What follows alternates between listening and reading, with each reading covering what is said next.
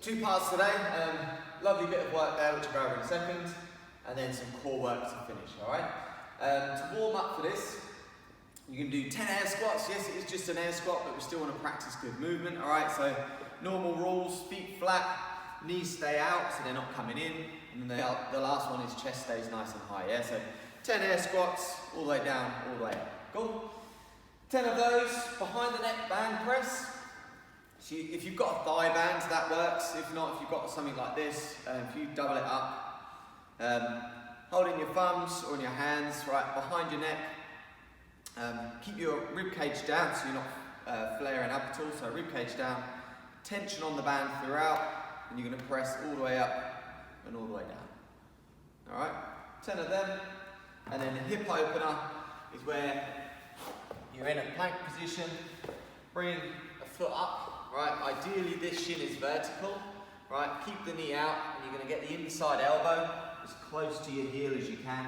If you can easily get it to the floor, just sit in that stretch, yeah, before swapping over. Alright, so you do 2 each leg for the full. Alright, twice do that, and then we're on to this lovely stuff here, alright, so this is going to be interval work, so a minute of work and a minute of rest.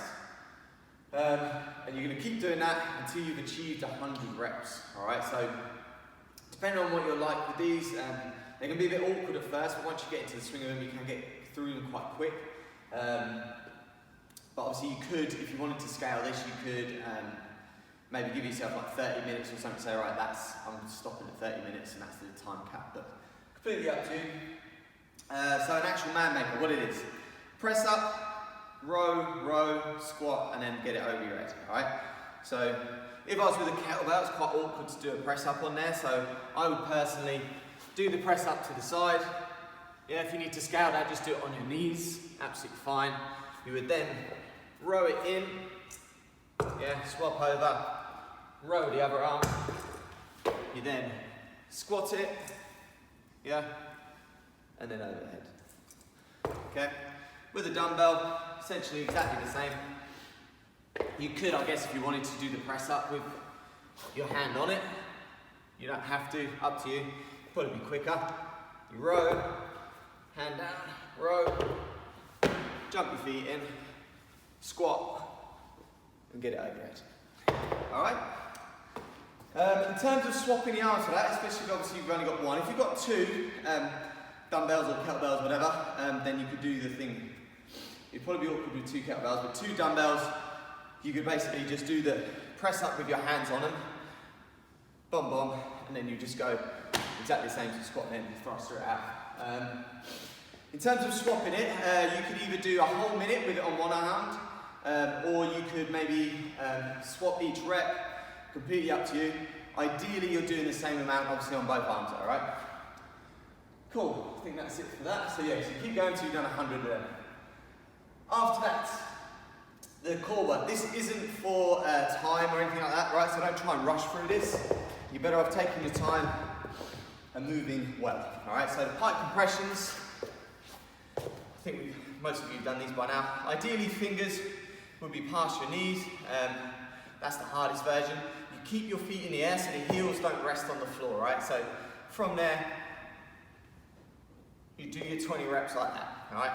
Make sure you pull a funny face like I did. If you need to make that a little bit easier, you can bring your hands back here, yeah, that makes it a bit easier. If not, go back to this position, but just do one leg at a time. Right, so you do 20 on that leg, 20 on the other, yeah? Cool, next one, flutter kicks. With these, from this position, if you bring your knees up, you'll feel your back is against the floor, all right? So you cannot physically get your hand under, right? What I want you to do is keep your abs tight so you keep that your back pressed into the floor. Lower your legs until you feel that you can't maintain that position. From there, that's your starting position. You would then flutter your kicks, flutter your legs rather, up and down. Try to maintain that position. All right, no need to rush those. Just you can go quick if you wanted to. Right, that would work. Yeah, we're just trying to get some movement while maintaining that position, all right? Last one, side bends or side planks. From the side position, from there you're going to lift your hips up and then back down. All right, 20 each side. Bish bosh. Cool, 3 times through that. Like I said, that's not for time or anything like that. It's just try and get the work done as best as you can. Cool, enjoy.